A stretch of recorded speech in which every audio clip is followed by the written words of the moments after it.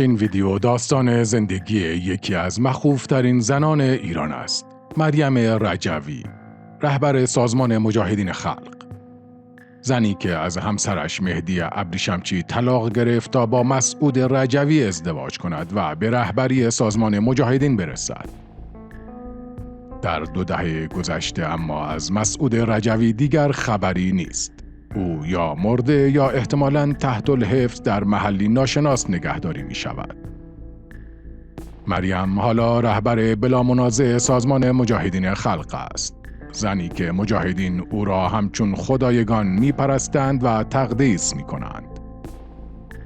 با ما تا انتهای این ویدیو همراه باشید و اگر تا حالا عضو کانال ما نشدید لطفاً کانال پروفایل رو سابسکرایب کنید و با لایک کردن و اشتراک گذاری این ویدیو از ما حمایت کنید.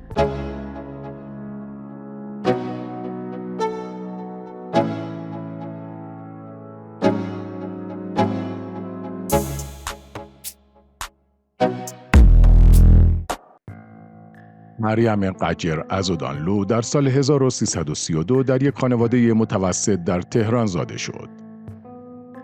او پس از گذراندن تحصیلات ابتدایی و متوسطه در رشته مهندسی متالورژی دانشگاه صنعتی آریامهر پذیرفته شد.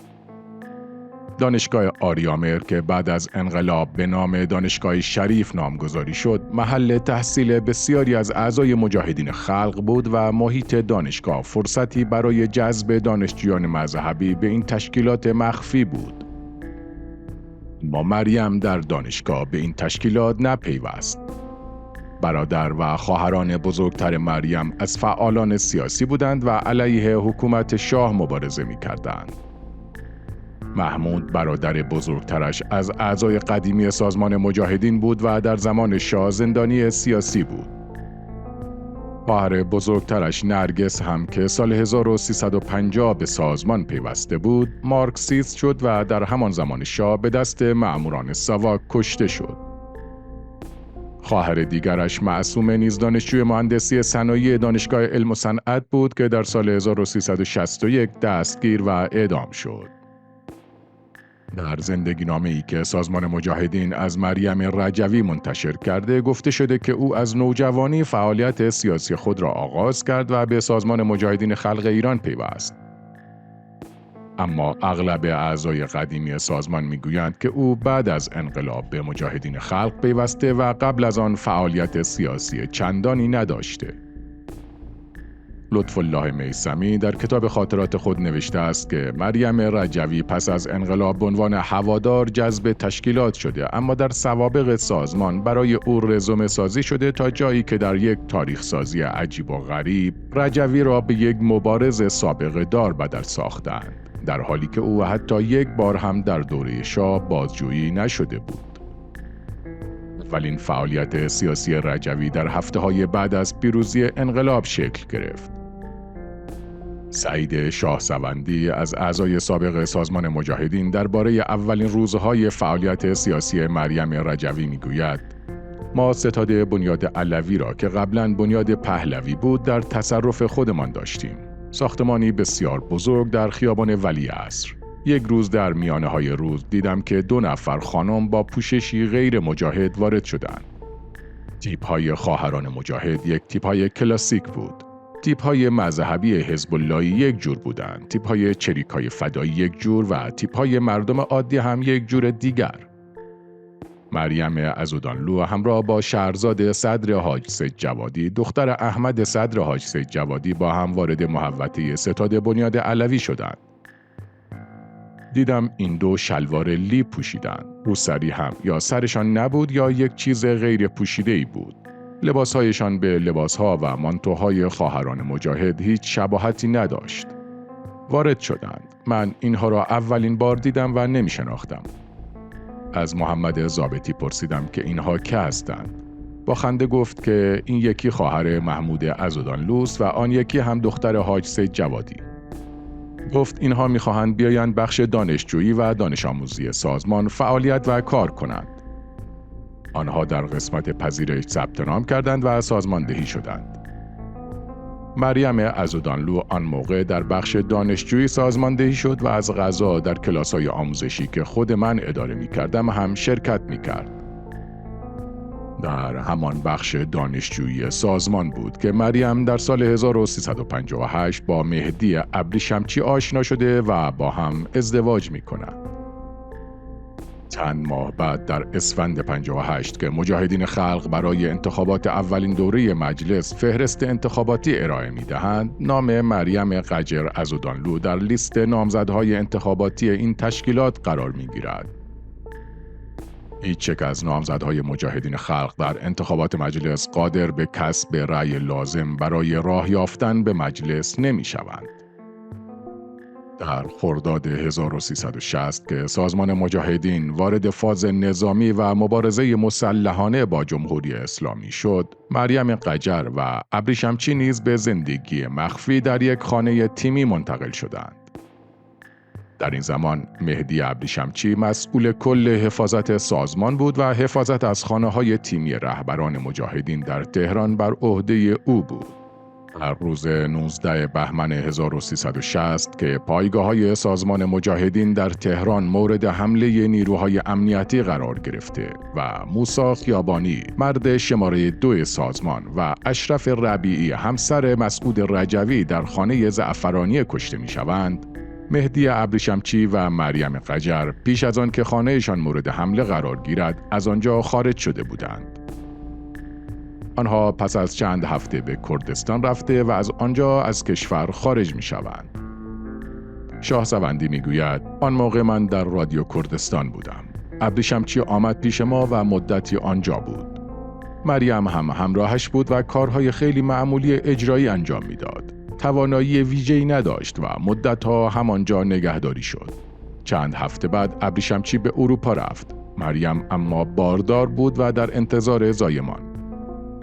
مدتی بعد در اواخر پاییز سال 61 مریم به همراه فرزندش به دفتر مجاهدین در فرانسه منتقل می شود. همان دفتری که مسعود رجوی آنجا مستقر بود. ابریشمچی مسئول تیم حفاظت رجوی بود و در دفتر او مشغول به کار بود.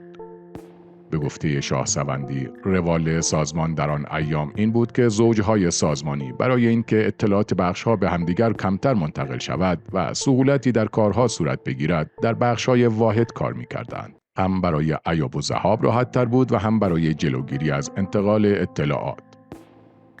به همین دلیل مریم عزودانلو برای کار در دفتر مسعود رجوی انتخاب شد و عملاً اداره دفتر او را عهده‌دار شد.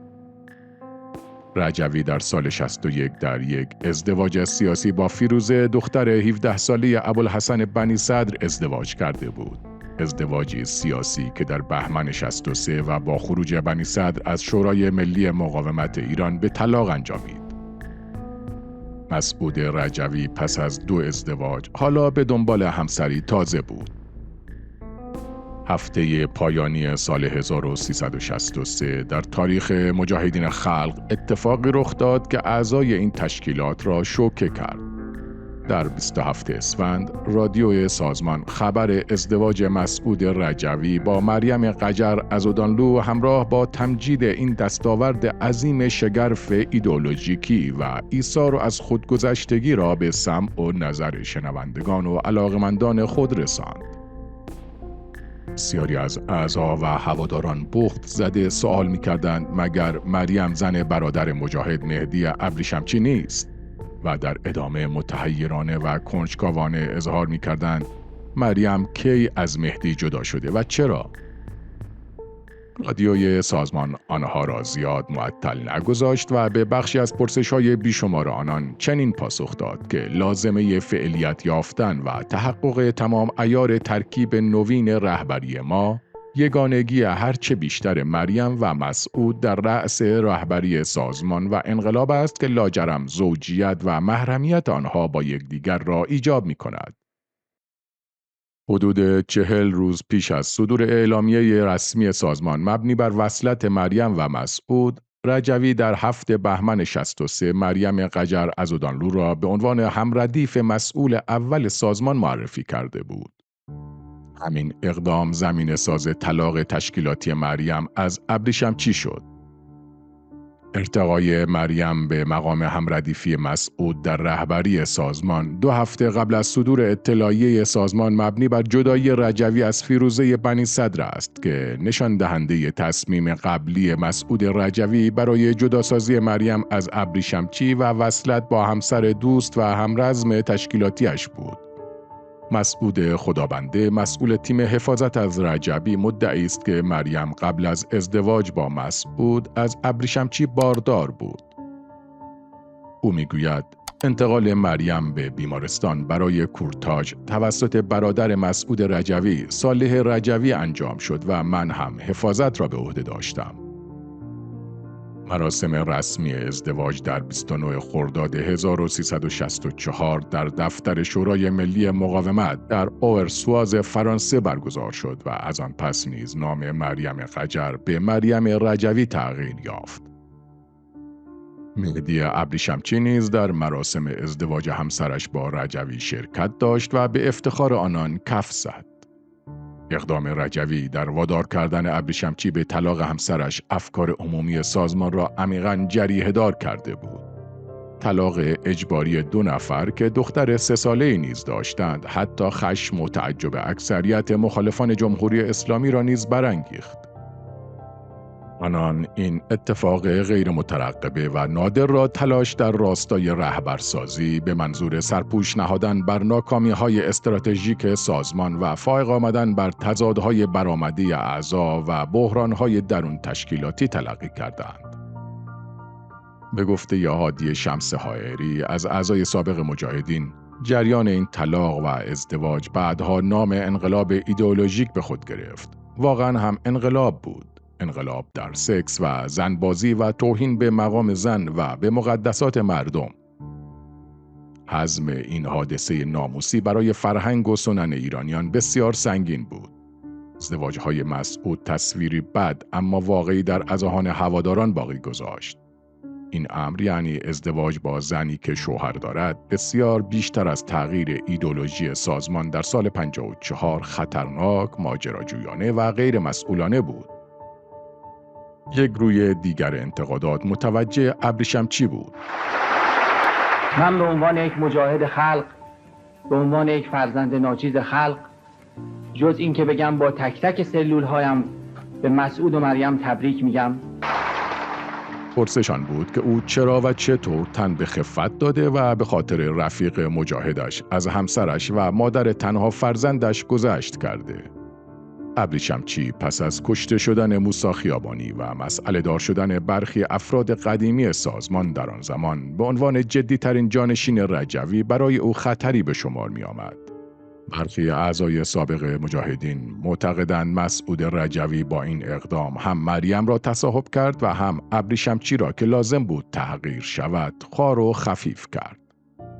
در توجیه این ماجرا که پس از اعلام همردیفی مریم قجر عزدانلو با مسئول اول سازمان اعلام شد، علی زرکش و محمود عطایی از کادرهای شماره 2 و 3 نظامی سازمان طی 2 نامه بر ضرورت وحدت جسمانی رهبری نوین تأکید کرده بودند. در این نامه‌ها اینطور استدلال شده بود که حالا که یکی از زنان سازمان به مرحله و مرتبه رهبری عروج کرده و همدوش و در کنار رهبر قرار گرفته و قرار است آنها متحداً سازمان را رهبری کنند، از این پس مریم بر هر فرد دیگری جز مسعود حرام است و اتحاد آن دو وقتی کامل است که از لحاظ جسمانی هم به وحدت برسند. با طلاق مریم، ابریشمچی نیز چند هفته بعد با مینا خیابانی خواهر کوچکتر موسی خیابانی ازدواج کرد. مینا 17 سال از ابریشمچی کوچکتر بود و ازدواج اول مینا نیز محسوب میشد. هدف اصلی برنامه جنجال برانگیز موسوم به انقلاب ایدئولوژیک نه تنها تثبیت بلکه ارتقای رجوی به مقام رهبر پیامبرگونه و واجب الاطاعه با ویژگی‌های استثنایی در رأس تشکیلات بود. اندک زمانی پس از آغاز ماجرا، تعریف‌ها و تمجیدها از رجوی با عناوینی چون رهبر و مراد شروع شد. مهدی ابریشمچی پیشتاز این تقدیس‌ها بود. او گفت: اجازه می‌خواهم که پذیرش مسئولیت خطیر ایدئولوژیک و متعالی که به حق بر تارک تمام پیروزی‌های سازمان و به خصوص پیروزی‌های ایدئولوژیک آن می‌درخشد را به رهبرمان، معلممان و مرادمان مسعود و مریم تبریک بگویم. مجاهدین از اسم مسعود اراده و ایمان می‌گیرند و خدا را سپاس می‌گویم که افتخار درک رهبری مریم و مسعود و این انقلاب ایدئولوژیک را پیدا کردم. دلیل و ماهیت این همه تحسین و تقدیس از رهبری نوین چیزی نبود جز آشکار شدن تحولاتی که از مدت‌ها قبل در سازمان رخ داده بود. از مدتی قبل رهبری سازمان مجاهدین که پیش از آن شورایی بود به سوی رهبری فردی و سلطه شخصی و انحصاری مسعود حرکت کرده بود. آنچه تحت عنوان انقلاب ایدئولوژیک انجام میشد، نمایشی بود که به وسیله آن رهبری نوین میخواست موقعیت خود را به تایید همه کادرها و اعضا و سپس هواداران برساند و موانع داخلی را شناسایی و رفع یا سرکوب کند. در فرهنگ جدید تشکیلاتی، اعضا و کادرهای سازمان باید میپذیرفتند که رهبری نوین نقش پیشوا را در سازمان داشته باشد و در همه موارد از جمله مسائل ایدئولوژیک و سیاسی مطیع و تسلیم محض او باشند.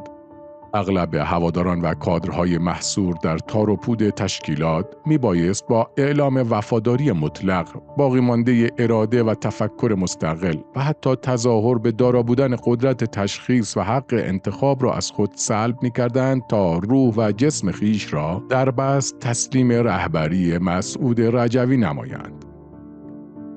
از ابتدا دو موضوع در کنار هم به عنوان اهداف سازمان از این انقلاب ایدئولوژیک مطرح و بر روی آن تبلیغ میشد. اول ارتقای موقعیت زن و تساوی حقوق زن و مرد در سازمان و دوم مطرح کردن ترکیب مسعود و مریم به عنوان رهبری همتراز با رهبران بزرگ تاریخ که همانند معصومین باید تبعیت شوند و همه تسلیم فرمان و مشیتی که این دو تعیین می‌کنند باشند.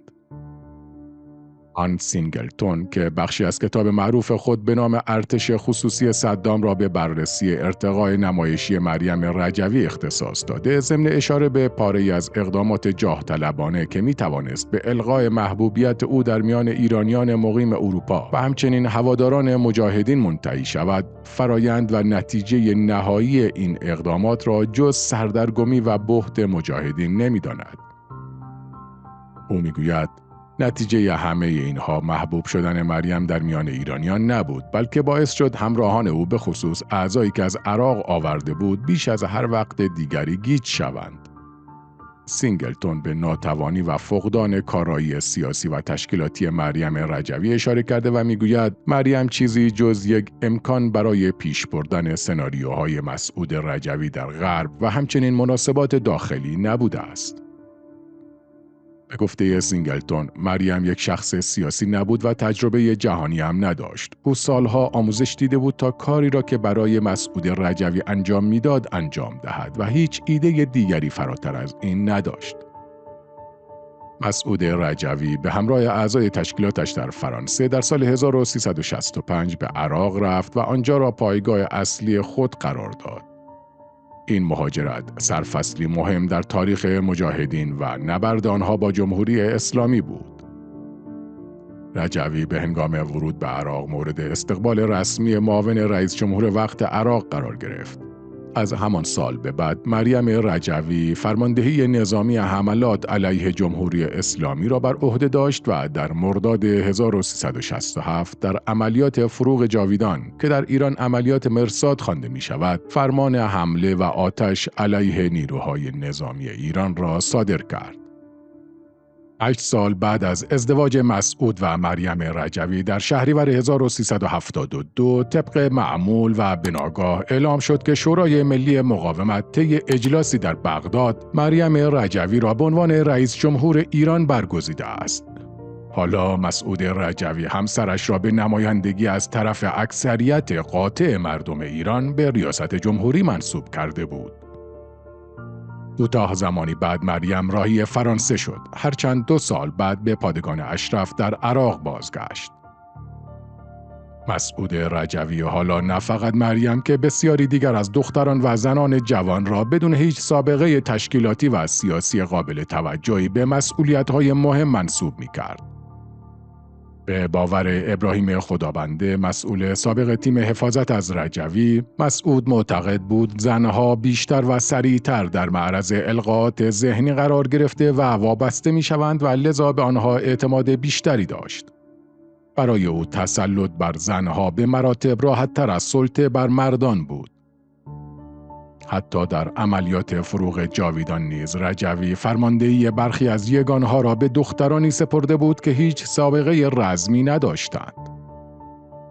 یکی از اعضای سابق ستاد اطلاعات سازمان می‌نویسد: بی‌لیاقتی تعدادی از فرماندهان زن سازمان که رجوی و مریم برای تظاهر و خودنمایی آنها را بر سر یگانها و تیپ‌ها گذاشته بودند و عدم آشنایی آنها با مسائل و تاکتیک‌های نظامی و آرایش‌های جنگی از عوامل شکست عملیات بود.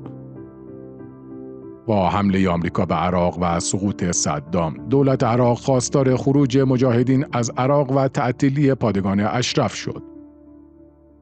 اغلب اعضای سازمان به اروپا منتقل شدند. از زمان اشغال عراق تا کنون مسعود رجوی دیگر دیده نشد و کسی جز مریم رجوی و اطرافیانش از زنده یا مرده بودن او خبر ندارد.